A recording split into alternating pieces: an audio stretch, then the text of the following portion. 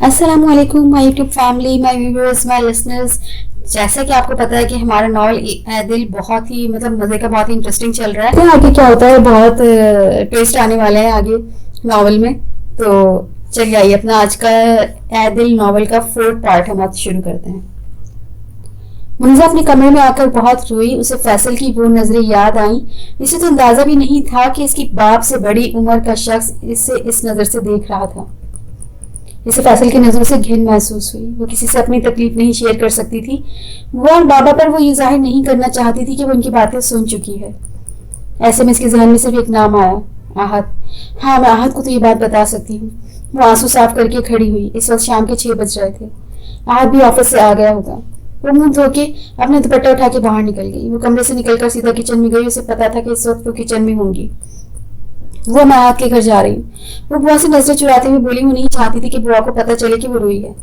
میزا، اب آپ بڑی ہو گئی ہو، ایسے اکیلے نہیں جاتے. بوا نے اس انڈائریکٹلی منع کیا، اور میزا کو ان کی منع کرنے کی وجہ بھی پتا تھی. بوا، اس کی طبیعت خراب ہے، میں تھوڑی دیر میں آ جاؤں گی. آج وہ پہلی بار بوا کی اجازت کے لیے رکی نہیں تھی. وہ نہیں چاہتی تھی کہ وہ بوا کے سامنے رو جائے. اس کے بنا اجازت جانا بوا نے بھی نوٹ کیا تھا. آدھا لیپ ٹاپ کھولے آفس کے کام میں مصروف تھا. جب اس کی ڈور بیل بجی، وہ لیپ ٹاپ صوفے پر رکھ کر اٹھ گیا. کون ہو سکتا ہے؟ منیزا تو نہیں ہو سکتی. اس نے خود سے کہتے ہوئے دروازہ کھولا. سامنے ہی منیزا کھڑی تھی. اوہ ہو، سرپرائز! مہاروش نہیں آیا؟ اس نے منیزا کے سامنے مہاروش کو نہ دیکھتے ہوئے سوال کیا اور اسے اندر آنے کا راستہ دیا. وہ نفی میں سر ہلاتی صوفے پر بیٹھ گئی. آہت کو آج منیزا کچھ ٹھیک نہیں لگی. اسے ایسے لگا جیسے وہ رو کے آئی ہے. اس نے لیپ ٹاپ بند کیا اور منیزا کے سامنے والے صوفے پر بیٹھ گیا. تھوڑی دیر خاموش رہ کر منیزا کے بولنے کا انتظار کیا، لیکن وہ ایسے ہی بیٹھی رہی اور اپنے ہاتھ آپس میں مروڑ رہی تھی. منیزا، تم پریشان ہو؟ کوئی پرابلم ہے کیا؟ جواب صفر. منیزا، اگر کوئی پرابلم ہے تو تم مجھے ٹرسٹ کر سکتی ہو. اپنی تکلیف مجھ سے شیئر کر سکتی ہو. اس کے کچھ نہ بولنے پر آہت تھوڑا آگے ہو کر جھکا اور اس نے اپنے دونوں ہاتھوں کو آپس میں ملا کر کہنیاں گھٹنوں پر ٹکائی. تم مجھ پر بھروسہ کرتے ہو؟ منیزا کا سوال اسے کچھ خاص سمجھ نہیں آیا. بالکل کرتا ہوں. بھروسے کے بغیر دوستی کیسی؟ اس نے بھی بالکل سنجیدگی سے کہا. تو پھر تم مجھ سے اپنی تکلیف کیوں شیئر نہیں کرتے؟ اس نے منیزا سے اس طرح کی بات کی امید نہیں کی تھی. وہ تو آج تک اپنی تکلیف چھپاتا آیا تھا. آپ وہ بھی جان گئی تھی. منیزا اس کی خاموشی محسوس کر کے ایک بار پھر بولی. کیا ہوا؟ بھروسہ نہیں ہے؟ منیزا نے اس کے تاثرات دیکھے. وہ پل میں بدلے تھے. چہرے پر سختی آئی تھی اور جب اس نے بولنا شروع کیا تو منیزا کو ایسا لگا وہ آہت نہیں کوئی اور بول رہا ہے. اس کی آواز ہلکی تھی پر لہجہ بہت سخت. میرا باپ مشہور بزنس ٹائکون ہے. حیدر شیخ نام سنا ہوگا تم نے. فیصل عثمانی سے بھی بڑا بزنس ٹائکون. انہوں نے لو میرج کی تھی میری ماں سے. فیروزہ نام تھا ان کا. بہت حسین تھی وہ. یونی میں کب میرے ڈیڈ ان سے محبت کر بیٹھے پتہ ہی نہیں چلا. اور وہ بھی ڈیڈ سے نہیں. شاید ڈیڈ سے نہیں، ڈیڈ کی دولت سے. وہ میرے ڈیڈ خاندانی دولت مند ہیں. ڈیڈ نے ان سے شادی کر لی. شادی کے 2 سال بعد میں پیدا ہوا. جب تک وہ مڈل کلاس میں، فیروزہ اپر کلاس میں موو کرنے لگی تھی. دولت کے نشے میں چور انہوں نے کبھی مجھ پر توجہ نہیں دی. میں بچپن سے میٹ کی گود میں پلا. پھر بھی مجھے لگتا تھا کہ مام مجھ سے پیار کرتی ہیں جیسے سب کی مام سب سے کرتی ہیں. نہ وہ مجھے دوسروں کی مام کی طرح اسکول لینے آتی تھی، نہ ٹائم دیتی تھی. پر وہ میرے ساتھ تھی. ان کا لیے اتنا کافی تھا. ان کو جو چاہیے تھا وہ ان کے پاس تھا. دولت جسے وہ اڑاتی پھرتی تھی. اور ڈیڈ کو جو چاہیے تھا وہ ان کے پاس تھا. ان کی محبت. مام، مجھے ان سے کیا چاہیے تھا؟ صرف محبت جو نہ مجھے ماں سے ملتی تھی نہ باپ سے. پھر بھی میں بد نصیب خوش تھا. اور پھر میں دیکھتے دیکھتے 11 سال کا ہو گیا. مجھے لگنے لگا کہ میں بوجھ ہوں اپنے ماں باپ پر بھی اور اپنے باپ پر بھی. اور وہ رکا نہیں. طنزی ہنسی ہنسا. اس وقت نہ اس کی آنکھوں میں آنسو تھی نہ تکلیف، صرف سختی تھی اور تلخی. بولتے ہوئے اس نے ایک بار پھر نظر اوپر نہیں اٹھائی تھی. شاید وہ جانتا تھا منیزا کے آنسو نکل رہے ہیں. اگر وہ دیکھ لیتا تو آگے نہیں بتا پاتا. ابھی تو شروعات تھی. ابھی تو بہت کچھ بتانا باقی تھا. منیزا آنکھوں میں آنسو بھرے اس کی باتیں سن رہی تھی. گال بھی گیلے ہو رہے تھے. رونا تو اسے پہلے ہی آ رہا تھا. آہت کی باتیں سن کر ضبط ٹوٹ گیا. آہت ویسے ہی بیٹھے دوبارہ بولنا شروع ہوا. ڈاکٹر کے چکر کاٹتے کاٹتے 2 مہینے بعد اسے وہ خوشی کا پروانہ مل ہی گیا جس کے لیے وہ دن رات فکر مند تھا. وہ آج اتنا خوش تھا کہ اس کی خوشی دیکھنے لائق تھی. پر یہ خوشی اولاد کے لیے نہیں بلکہ اس اولاد کی دولت کے لیے تھی جو اولاد کے ذریعے اس کے پاس آنے والی تھی. اس کا رویہ ہیرا کے ساتھ ویسا ہوا تھا جیسے شادی سے پہلے تھا. ہیرا کو معلوم تھا یہ خوشی اولاد کی نہیں بلکہ اس کے ذریعے آنے والی دولت کی ہے. کہ وہ پھر بھی خوش تھی اس امید کے ساتھ کہ اولاد کے آنے کے بعد وہ بدل جائے گا، کیونکہ اولاد کا ہو یا اس کا ایک ہی بات ہے۔ پر وہی بات، غالب کہتے ہیں نا، دل بہلانے کو غالب خیال اچھا ہے۔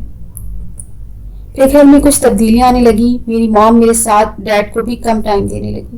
اب مجھے تو عادت تھی تنہا رہنے کی، پر میرے ڈیڈ کو تو نہیں تھی، اس لیے پھر گھر میں چھوٹی چھوٹی لڑائیاں شروع ہو گئی۔ اور پھر ایک دن ان لڑائیوں کی اصل وجہ سامنے آئی۔ میں 11 سال کا تھا، لڑائیوں کی آوازیں سن کر باہر آیا تھا، جہاں سامنے میری مام اپنے گال پر ہاتھ رکھ کے کھڑی تھی۔ ڈیڈ نے انہیں تھپڑ مارا تھا، شاید زندگی میں پہلی بار۔ تمہاری ہمت کیسے ہوئی حیدر مجھ پر ہاتھ اٹھانے کی؟ وہ غصے سے چلائی تھی۔ جیسے تمہاری ہمت ہوئی مجھ سے طلاق مانگنے کی۔ ہاں، تم نے سوچا بھی کیسے؟ تمہیں اتنی آزادی اس لیے دی تھی، یہ عیش و آرام اس لیے دیا تھا کہ تم مجھ سے ایک دن طلاق مانگو؟ تمہاری زبان کھینچ لوں گا گدی سے، وہ فیروزہ کا جبڑا پکڑ کر گھبرایا تھا۔ چھوڑ مجھے جاہل انسان، یہ سب دیکھ کر تم نے مجھ پر احسان نہیں کیا، شوہر ہونے کا فرض نبھایا، اور ہاں، مجھے کس کے ساتھ زندگی گزارنی ہے اور کس کے ساتھ نہیں، یہ میرا حق ہے، سمجھے؟ تم مجھے ایسے طلاق نہیں دو گے تو میں دوسرے طریقے سے لے لوں گی، لیکن وہ طریقہ تمہیں پسند نہیں آئے گا۔ وہ ان کو زور سے دھکا دے کر بلند آواز میں بولی تھی۔ ان کے الفاظ اور ان کی آنکھوں میں اتری بغاوت دیکھتے حیدر ششد رہ گیا۔ اوہ، تو کون ہے وہ جس کے ساتھ زندگی گزارنا چاہتی ہو تم؟ تھوڑا تو خیال کر لو، ایک بچے کی ماں ہو تم، بڑا ہو رہا ہے وہ۔ حیدر نے اسے احساس دلانا چاہا، شاید اسے خود بھی آج احساس ہوا تھا، اس کا ایک بیٹا بھی ہے۔ اوہ پلیز حیدر، احد صرف تمہاری ماں کی ضد تھا، یہ تم بھی جانتے ہو اور میں بھی، کہ ہم دونوں ہی بچہ نہیں چاہتے تھے، وہ صرف تمہاری ماں کی وجہ سے اس دنیا میں آیا ہے، بس۔ اس وقت مجھے اپنے وجود سے نفرت ہوئی تھی کہ میں ایک انچاہا وجود ہوں جو بنا کسی خوشی اور مرضی کے زبردستی اس دنیا میں لایا گیا ہے، اور پھر میں وہاں سے مڑ کر واپس اپنے کمرے میں بند ہو گیا۔ اس کے بعد وہاں کیا ہوا میں نہیں جانتا۔ دوسرے دن مجھے پتا چلا کہ میرے باپ نے میری ماں کو طلاق دے دی اور وہ گھر چھوڑ کر جا چکی ہیں۔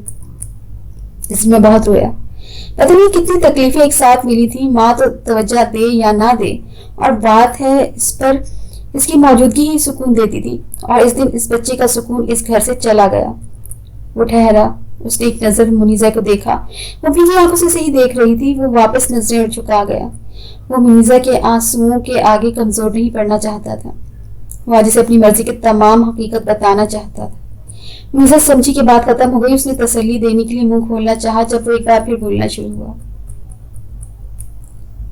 ہیرا کو تو اپنی دنیا بدلی لگ رہی تھی۔ فیصل اس کا بہت خیال رکھ رہا تھا، ایک ملازمہ ہر وقت اس کے ساتھ رکھی ہوئی تھی، اور خالہ کو بھی اس کا خیال رکھنے کا کہا تھا۔ وہ جانتی تھی کہ وہ یہ سب اس کی محبت یا بچے کی محبت میں نہیں کر رہا، پر اسے ایک امید ہو چلی تھی۔ 3 مہینے بعد اس کا بیٹا آنے والا تھا۔ اس نے اللہ سے دعا کی تھی کہ اس کا بیٹا ہو، اور اس کی دعا بھی قبول ہوئی تھی۔ اس نے ڈاکٹر سے معلوم کیا تھا، پر اس نے اب تک یہ بات فیصل کو نہیں بتائی تھی، اور نہ ہی فیصل نے جاننے کی خواہش کی تھی۔ اسے فرق نہیں پڑتا تھا کہ بیٹا ہو یا بیٹی، اسے جو چاہیے تھا وہ اسے بیٹی کے ہونے پر بھی حاصل ہو جاتا، اور بیٹے کے بھی۔ ہیرا کو امید تھی کہ جب اس کی اولاد اس کے ہاتھ میں آئے گی وہ بدل جائے گا، پر وہ تو ایک بے حس اور خود پرست انسان تھا۔ وہ سمجھ رہی تھی اولاد جیسی نعمت اسے بدل دے گی، پر لازم تو نہیں کہ ہر امید پوری ہو۔ اپنی بربادی اس نے خود چنی تھی، یہ بربادی اس نے خود اللہ سے مانگی تھی۔ جانتی ہے منیزہ، میں بہت رویا اس دن۔ ایک وجہ نہیں، بہت ساری وجہ تھی، بہت تکلیف میں تھا میں، پھر کسی نے آ کر میرے آنسو پوچھے۔ جانتی ہو، کوئی اور نہیں، میرا باپ تھا۔ وہ زندگی میں پہلی بار میرے پاس خود سے آئے تھے، انہوں نے مجھے اپنے سینے سے لگایا۔ وہ اپنا سیدھا ہاتھ اپنے سینے پر رکھ کر بولا، ہونٹوں پر ہلکی سی مسکراہٹ تھی، پر آنکھیں بالکل خالی۔ منیزہ کو اس پر رحم آیا، وہ اب سخت ہو چکا تھا، پر وہ اپنے دل میں اتنا سب چھپائے بیٹھا تھا، اور بھی نہ جانے کیا کیا۔ میں بہت رویا ان کے گلے لگ کر۔ اس کے بعد دن گزرتے گئے، میرا باپ میرے قریب آنے لگا، اسے میری موجودگی کا احساس ہونے لگا۔ پتہ ہے، وہ ناشتہ، کھانا، ڈنر سب میرے ساتھ کرنے لگے۔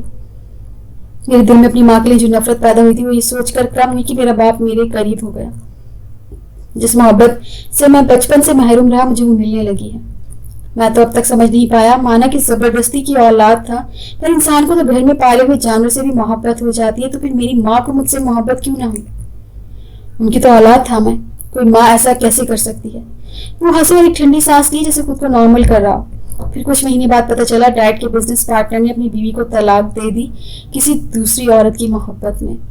جانتی ہو وہ کون تھی جس کی محبت میں اس نے چھوڑا اپنی بیوی کو؟ اس نے نظر اٹھا کر منیزہ کی آنکھوں میں جھانکا۔ आंसू मीज़ा की आंखों में जमा थे, कतरा कतरा वो बह गए। मीज़ा जिस गम की वजह से यहाँ आई थी, इसलिए वो फरामोश कर चुकी थी, वो तो आधा हाथ पर गुजरी तकलीफों पर रो रही थी। उसने हाथ को देखते हुए नफी में सर हिलाया। हाथ फिर हंसा, तंज़े हंसी। वो थी मेरी माँ फेरोज़ा। इस आदमी के भी 2 बच्चे थे, मेरी माँ ने इनकी जिंदगी भी बर्बाद कर दी। रहम नहीं आया फेरोज़ा खावर को इन बच्चों पर। खैर, उस औरत को तो अपनी औलाद पर रहम नहीं आया था। इनकी नज़र में वो ठीक थी। मोहब्बत में सब जायज़ होता है। मोहब्बत खुद गर्ज होती है। नहीं, पर मैं नहीं मानता। मोहब्बत खुद गर्ज नहीं होती। मोहब्बत बहुत हसीन होती है। मोहब्बत कुर्बानी मांगती है, खुद गर्जी नहीं। मोहब्बत में खुद गर्ज कम ज़र्फ लोग होते हैं। वो 2 मिनट रुका और अपनी हथेलियाँ सीधी करके अपने एक हाथ की उंगलियों से दूसरे हाथ की हथेली को छूने लगा। फिर 7 महीने बाद खबर आई कि वो और उनका शौहर रोड एक्सीडेंट में मर गए। बोलकर वो कहनियाँ घुटनों पर टिका कर अपना मुंह अपने हाथों में छुपा गए। मुनीज़ा ने अपने आंसू साफ किए, पर कोई फायदा ना हुआ। आंसू रुके ही कब थे। मैं 12 साल का था उस दिन। मैं आखिरी बार रोया था। आखिरी बार। पहले तो मैंने अपनी माँ को खोया था, फिर माँ के वापस लौट आने की उम्मीद को। समझदार तो मैं बचपन में ही हो गया था, और फिर वक्त गुजर गया। मेरे डैड अब मेरे साथ नॉर्मल थे, जैसे सबके डैड होते हैं वैसे ही। फिर 2 साल बाद डैड ने मुझे एक औरत से मिलवाया। वो कम उम्र थी और हसीन भी।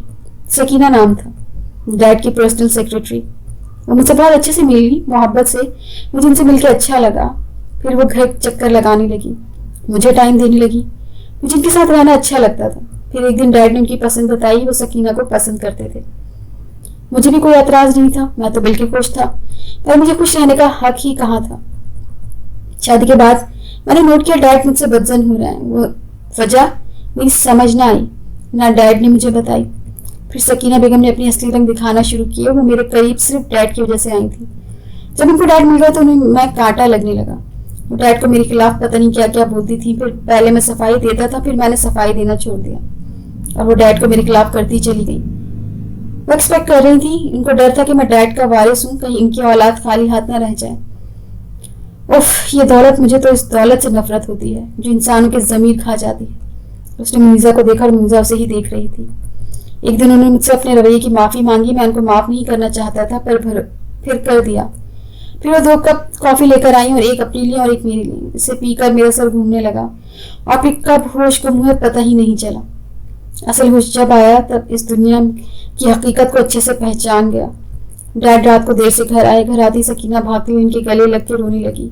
इनकी हालत बिखरी हुई थी। डैड को कुछ ठीक नहीं लगा, और फिर जो सकीना ने इन्हें बताया, वो सत्ते में रह गए।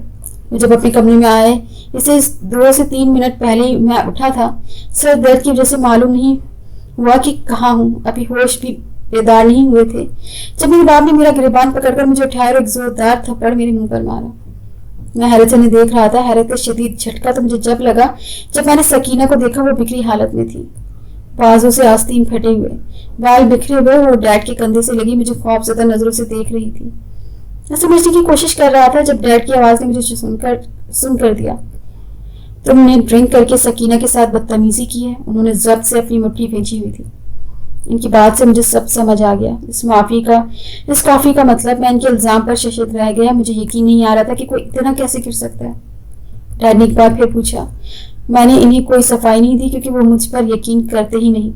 अगर उनको मुझ पर यकीन होता तो वो थप्पड़ मेरे नहीं सकीना के मुंह पर मारते। खाला फैसल कहाँ है? वो नहीं आया। हीरा हॉस्पिटल के रूम में बेड पर लेटने के अंदाज में बैठी हुई थी।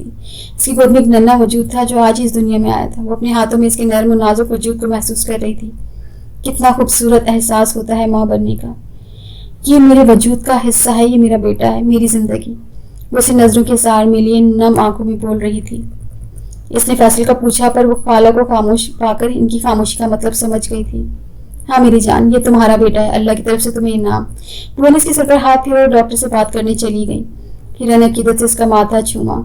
फहद, मेरा फहद। इसको घर आए 2 दिन गुजर चुके थे। ना फैसल ने इसे देखा था, ना अपने बेटे को। हीरा को ये बात समझ नहीं आ रही थी कि कल तक जो इसका इतना ख्याल कर रहा था, अब तो इसे बिल्कुल फरामोश कर चुका है। आसमान पर बैठा के इसे सीधा जमीन पर ला फेंका था। वो ये बात जानती थी कि वो बच्चा इसकी चाहत नहीं, लालच है, पर इतनी जल्दी तो क्रिकेट भी रंग नहीं बदलता। मेरा बच्चा, मेरी जिंदगी। इसने नरमी से फहद के माथे को चूमा। आप तो मम्मा से प्यार करते हो ना, आगे भी करोगे ना? बिल्कुल अपने नाना की तरह। वो आपकी मम्मा से बहुत प्यार करते थे।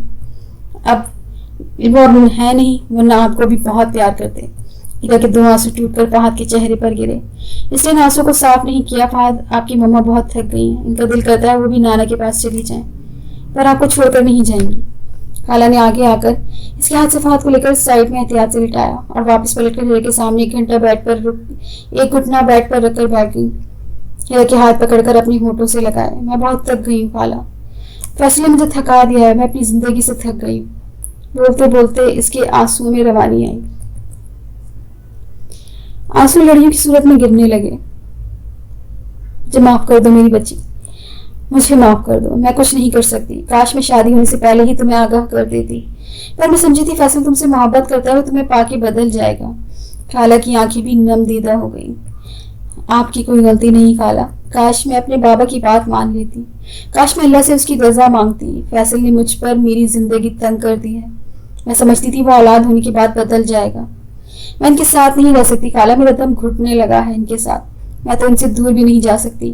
انہوں نے میرے پیروں میں زنجیریں ڈال دی ہیں، وہ مجھ سے فہد کو چھین لیں گے، وہ ایک بے حس اور لالچی مرد ہیں۔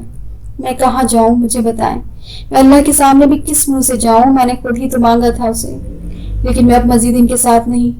وہ آگے بھی کچھ بھی بولنے لگی تھی کہ اس کا رنگ اچانک سے فک ہوا۔ اس کے چہرے کے تاثرات دیکھ کر خالہ نے اس کی نظروں کا زاویہ دیکھا۔ جب وہ پیچھے مڑی تو وہ بھی بوچھا رہ گئی۔ کمرے کے دروازے پر فیصل کھڑا خونخوار نظروں سے ہیرا کو دیکھ رہا تھا۔ اس کے تاثرات دیکھ کے ہیرا کا خون خشک ہوا، وہ اپنے حواس میں نہیں لگ رہا تھا۔ میں صدمے سے باہر نہیں نکلا جب ڈیڈ کا دوسرا تھپڑ میرے منہ پر پڑا۔ تم گندی ماں کی گندی اولاد ہو، تم اب یہاں نہیں رہ سکتے، میں آج ہی تمہارا انتظام کرتا ہوں، دفع ہو جاؤ یہاں سے۔ میں ان کے کمرے سے نکل گیا۔ آج وہ عورت بھی میرے لیے مر گئی تھی جسے میں نے اپنی ماں سمجھنے کی غلطی کی تھی، اور ڈیڈ ان کے لیے الفاظ نہیں ہے میرے پاس۔ وہ جانتے تھے کہ میں بے قصور ہوں، وہ جانتے تھے کہ ان کی بیوی جھوٹ بول رہی ہے۔ اس بات کا اندازہ مجھے ہو گیا تھا۔ انہوں نے اپنے مینیجر سے بات کر کے مجھے UK بھیج دیا، وہاں میرا ایڈمیشن کروایا، میرے لیے اچھا ہاسٹل دیکھا، ہر مہینے وہ میری ضرورت سے زیادہ پیسے بھیجتے تھے۔ اس سے اندازہ ہو گیا تھا کہ وہ حقیقت جانتے ہیں، پر ان کو اپنی بیوی مجھ سے زیادہ عزیز تھی۔ یہ فلیٹ میرے نانا کا تھا، ان کے مرنے کے بعد ماں کو ملا اور ان کے بعد مجھے۔ میں نے مینیجر سے بات کی اور اسے رینٹ پر چڑھوا دیا اور ساتھ ساتھ وہاں جاب کرنے لگا۔ مجھے حیدر شیخ کی بھیک کسی صحبت قبول نہیں تھی، میں نے ان سے کسی بھی قسم کی مدد لینے سے صاف انکار کر دیا، جبکہ عمر چھوٹی ہونے کی وجہ سے کوئی جاب بھی نہیں مل رہی تھی۔ میں نے اپنے سے جونیئر بچوں کو ٹیوشن دینی شروع کر دی اور پھر کالج میں ایڈمیشن لیا۔ اچھی پروگریس اور بہترین گریڈز کی بنا پر مجھے اسکالرشپ پر ایڈمیشن مل گیا۔ ان سالوں میں نے وہاں تنہا بہت گزارا، کوئی دوست نہیں، کوئی ہمدرد نہیں، لیکن اسے زیادہ فرق نہیں پڑا کیونکہ مجھے عادت تھی اکیلے رہنے کی۔ لیکن جب میں یونی گیا وہاں میری دوستی پاکستانی لڑکے سے ہی ہوئی جو مجھ سے 1 سال چھوٹا تھا، سبھی نام ہے اس کا۔ میں تو اس سے بھی دور کر رہا تھا، پر وہ ہے ہی ڈھیٹ ہڈی۔ سبھی کے ذکر پر وہ مسکرایا۔ اس بار اس کی آنکھوں میں سخت یا تلخی کا تاثر نہیں بلکہ بہت نرم تاثر تھا۔ آج پہلی بار مجھے نے اس بات پر غور کیا کہ وہ مسکراتے ہوئے بہت پیارا لگتا ہے۔ پھر دوستی اتنی گہری ہو گئی کہ وہ واحد شخص تھا جو مجھے عزیز تھا۔ اس نے میرا ہر لمحے ساتھ دیا، فائنینشلی بھی میری مدد کی۔ وہ میری ان تمام باتوں سے، میرے ماضی سے واقف ہے۔ یونی 2nd ایئر میں تھا جب پاکستان سے میرے لیے کال آئی۔ وہ ڈیڈ کی کال تھی، وہ مجھ سے معافی مانگ رہے تھے، پر مجھے معلوم تھا کہ یہاں بھی ان کی اپنی کوئی غرض ہوگی۔ پہلے بھی انہوں نے مجھے اپنی تنہائی دور کرنے کے لیے قریب کیا تھا۔ وہی سمجھتے تھے کہ ان کا اور میرا دکھ ایک ہے تو میں ان کا دکھ سمجھ لوں گا، اور پھر میں صحیح ثابت ہوا۔ انہوں نے اپنی غرض کے لیے ہی فون کیا تھا۔ میرے UK آنے کے بعد ان کی بیوی کا مسکیریج ہو گیا تھا، اور 6 سال الگ الگ ڈاکٹروں کے چکر کاٹنے، مولویوں سے وظیفے لینے کے بعد بھی ان کی اولاد نہیں ہوئی۔ اور پھر ان کو مجھ سے معافی مانگنے کا خیال آیا، اور وہ ان کی بیوی مجھ سے معافی چاہتے تھے اور واپس بلا رہے تھے۔ وہ تو شکر ہے کہ میں نے اپنے بلبوتے پر وہاں تھا، ورنہ خود غرض انسان میرے اخراجات روک کر مجھے بلوا لیتے، پر میں نے تو بہت پہلے ہی ان کی بھیک ان کے دامن میں ہی ڈال دی تھی۔ گھٹن ہوتی ہے تمہیں میرے ساتھ رہتے ہوئے۔ فیصل 2 قدم آگے بڑھا۔ گھٹیا اور لالچی انسان ہوں نا میں، اور کتنا گھٹیا ہو سکتا ہوں تمہیں بتاتا ہوں۔ وہ آگے بڑھا اور ہیرا جس کی جان اس کی باتوں سے ہی نکل گئی تھی اسے بالوں سے پکڑ کر کھڑا کیا اور کھینچتے ہوئے روم سے باہر لے جانے لگا۔ ہیرا ڈر کر چیخنے لگی۔ اس نے اب تک فیصل کا یہ روپ نہیں دیکھا تھا۔ وہ تو اسے گھٹیا سمجھ رہی تھی، لیکن وہ تو اس کی سوچ سے کہیں زیادہ گھٹیا تھا۔ اس کی منہ سے عجیب سی بو آئی تھی، یقیناً وہ شراب پیا ہوا تھا۔ خالہ نے آگے بڑھ کر اسے روکنا چاہا، پر اس نے خالہ کو دھکے سے پیچھے کیا اور ہیرا کو بالوں سے کھینچتا کمرے سے باہر لے گیا۔ اتنے میں فہد نے رونا شروع کر دیا۔ خالہ نے فوراً فہد کو اٹھایا اور کمرہ لاک کر لیا۔ اس درندے کا کوئی بھروسہ نہیں تھا کہ اس معصوم جان پر بھی تشدد کرے۔ وہی فہد کو اپنی گود میں پیچھے پہ آواز رو دی. اللہ سے رحم مانگنے لگی. نہ جانے وہ اس معصوم کے ساتھ کیا کر رہا ہوگا. وہ ہیرا کو دوسرے کمرے میں لایا اور زور سے بیڈ پر دھکا دیا اور اپنی بیلٹ کھولنے لگا. اسے بیلٹ کھولتا دیکھ کر ہی ہیرا کی آنکھوں میں خوف اتر آیا اور وہ ڈر کر وہاں سے بھاگنے لگی. جب فیصل نے اسے دوبارہ بیڈ پر دھکا دیا اور اس کا بیلٹ ہیرا کے جسم کو داغدار کر گیا. جب وہ تھک گیا تو غصے سے اس نے بیلٹ زمین پر پھینکا اور ہیرا پر جھکا. بال پکڑ کر جھٹکے سے اس کا چہرہ اونچا کیا. غلطی سے بھی مجھ سے چھٹکارے کا اپنے ذہن میں بھی نہیں لانا, ورنہ میں اسے تم سے الگ نہیں کروں گا. اسے جان سے مار دوں گا, اور تم جانتی ہو میں ایسا ہی کروں گا. تم جو کرو گی وہ بعد میں کرو گی, پر وہ نہیں بچے گا اور تم پر کوئی یقین بھی نہیں کرے گا. اس کا اشارہ فہد کی طرف تھا. اس نے بول کے جھٹکے سے ہیرا کے بال چھوڑ کر کمرے سے باہر نکل گیا. ہیرا کا دل بری طرح ڈر سے کانپنے لگا.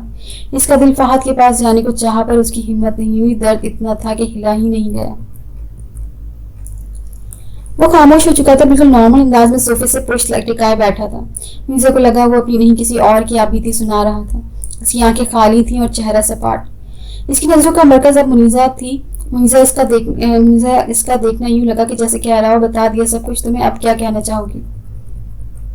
منیزا نے تھوڑی دیر اس کے بولنے کا انتظار کیا, پر وہ جب نہ بولا تو منیزا سمجھی کہ اس کی بات مکمل ہو گئی ہے. میں کیا بولوں, میرے پاس الفاظ نہیں ہیں. آئی ایم سوری, مجھے نہیں پتا تھا کہ تمہاری تکلیف اتنی بڑی ہے. مجھے نہیں پوچھنا چاہیے تھا, لیکن میرا تمہیں تکلیف دینے کا. منیزا کی آنکھیں پھر نم ہوئی, جو ابھی کچھ دیر پہلے ہی بھیگنا بند ہوئی تھی. وہ بول رہی تھی کہ آہد اس کی بات کاٹ گیا. مجھے تکلیف نہیں ہوئی منیزا.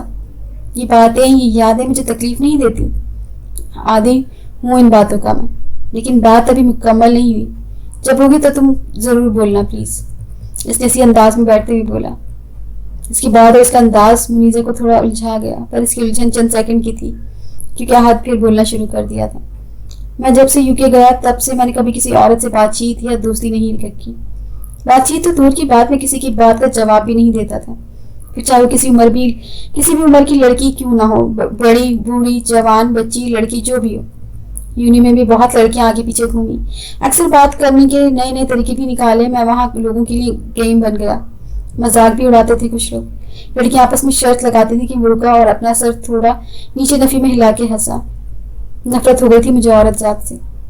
لیکن پھر جب میں واپس پاکستان آیا اور یہاں شفٹ ہوا, اسی دن میری ایک لڑکی سے ٹکر ہو گئی. وہ مجھے بچی لگی.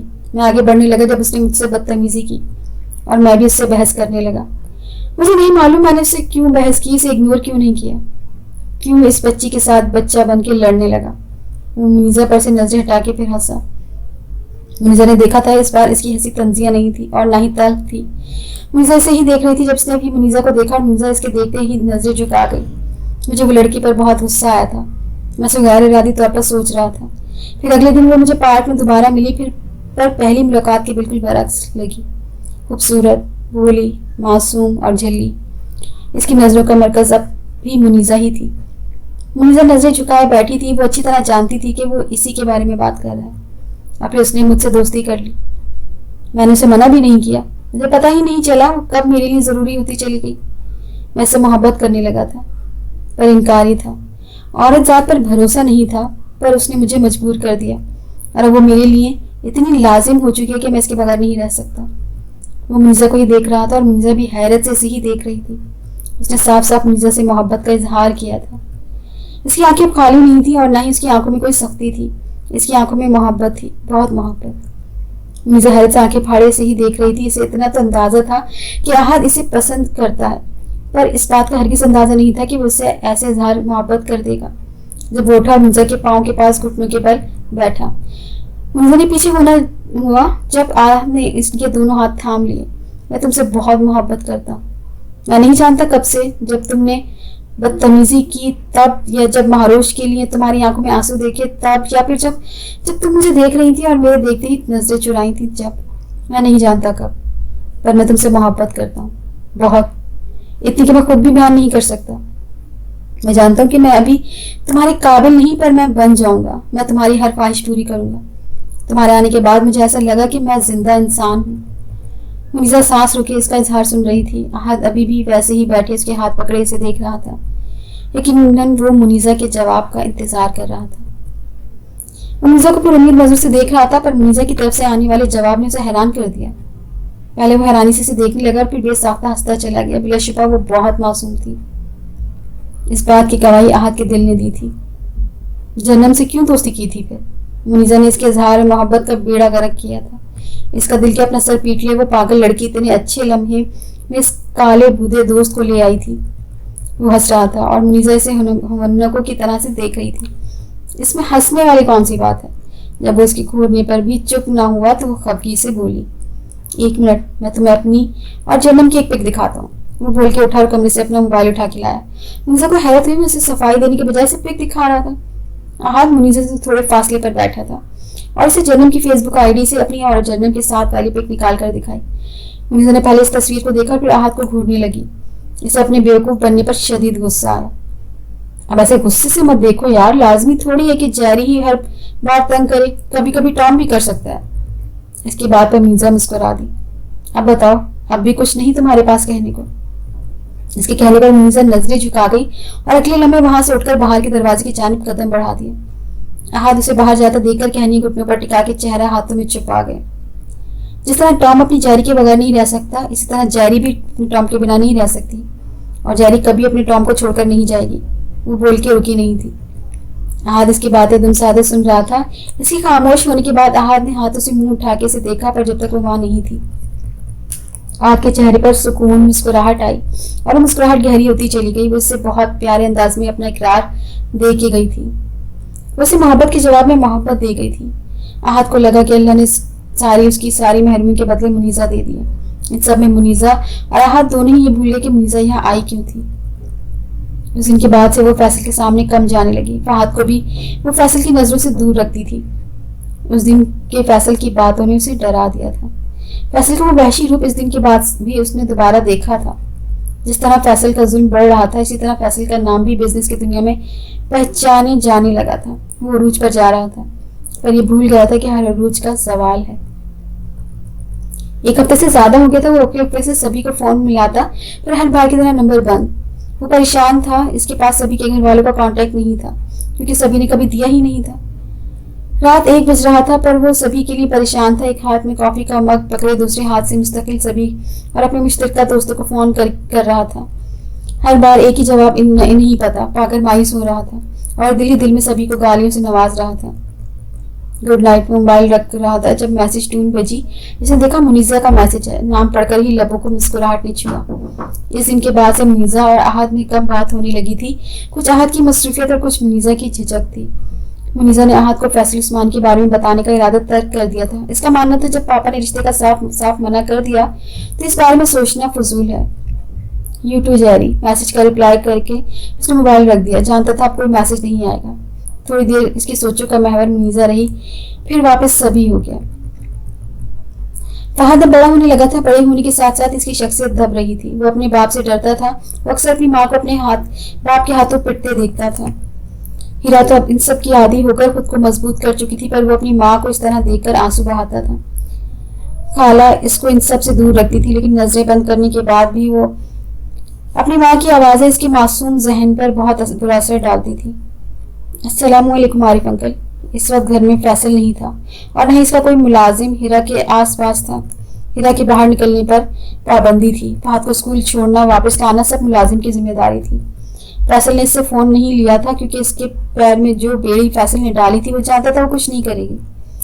वो मोबाइल देखकर इस बात पर नजर रखना चाहता था कि हीरा कब किससे क्या बात करती है।